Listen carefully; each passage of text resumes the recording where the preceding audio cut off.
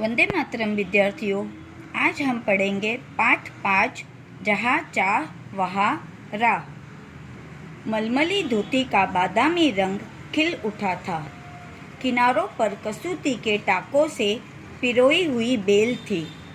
पल्लू पर भरवा टाके अपना कमाल दिखा रहे थे। सुनहरे रुपहले बेल बुट्टों से जान आ गई थी मलमल में। इन बेल बूटों को सजाया था इला सचानी ने। इला की हिम्मत की अनूठी मिसाल है ये कढ़ाई के नमूने। 26 साल की इला गुजरात के सूरत जिले में रहती है। उनका बचपन अमरेली जिले के राजकोट गांव में अपने नाना के यहाँ बीता। सांझ होते ही मोहल्ले के बच्चे घरों से बाहर आ जाते।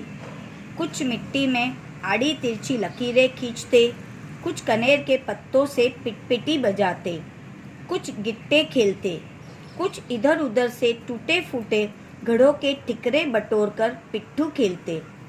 जब इन खेलों से मन भर जाता तो पेड़ की डालियों पर झूला डालकर ऊंची ऊंची पेंगे लेते और ऊंचे स्वर में एक साथ गाते, कच्चे नीम की निम्बोरी सावन जल्दी अयो रे। इला गाने में तो उनका साथ देती, पर उनके साथ पेंगे नहीं ले पाती। रस्सी पकड़ने को हाथ बढ़ाती, मगर हाथ तो उठते ही नहीं थे। वह चुपचाप एक किनारे बैठ जाती।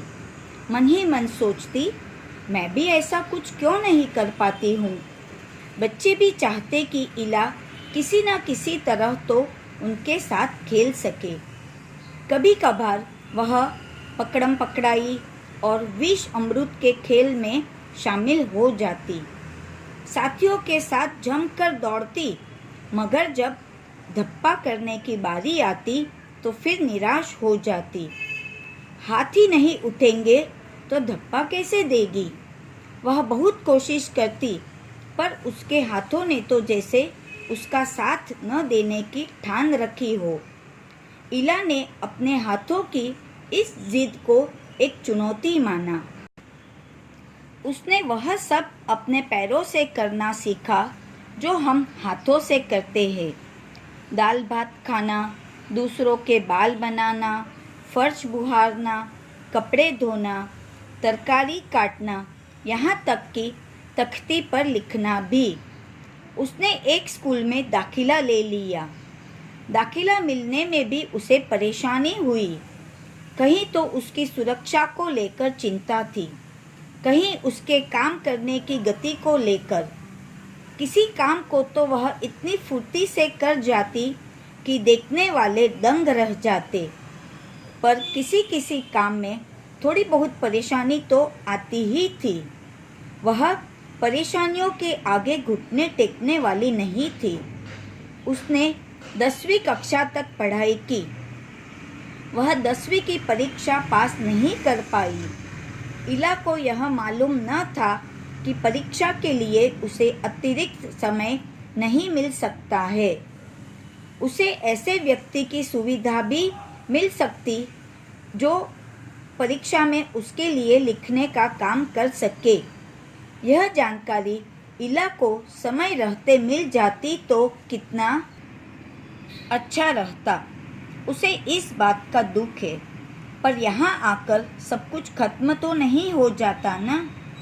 उसकी माँ और दादी कशीदाकारी करती थी।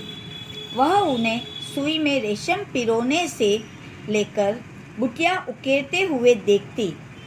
न जाने कब उसने कशीदाकारी करने की ठान ली।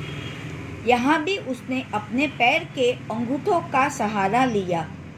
दोनों अंगूठों के बीच सुई थामकर कच्चा रेशम पिरोना कोई आसान काम नहीं था। पर कहते हैं ना, जहाँ चाह वहाँ राह।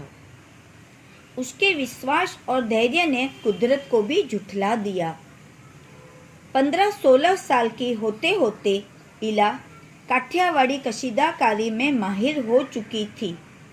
किस वस्त्र पर किस तरह के नमूने बनाए जाए, कौन से रंगों से नमूना खिल उठेगा और टाके कौन से लगे, यह सब वह समझ गई थी। एक समय ऐसा भी आया, अब उसके द्वारा काढ़े गए परिधानों की प्रदर्शनी लगी। इन परिधानों में काठियावाड़ के साथ साथ लखनऊ और बंगाल भी झलक रहा था। इला ने काठियावाड़ी टाकों के साथ साथ और कई टाके भी इस्तेमाल किए थे। पत्तियों को चिकनकारी से सजाया था, डंडियों को काथा से उभारा था, पशु पक्षियों की ज्यामितीय आकृतियों को कसूती और जंजीर से उठा रखा था। पारंपरिक डिजाइनों में यह नवीनता सभी को बहुत भाई। इला के पांव अब रुकते नहीं है। आंखों में चमक, होठों पर मुस्कान और अनूठा विश्वास लिए वह सुनहरी रुपहली बुटियां उकेरते थकती नहीं है। धन्यवाद।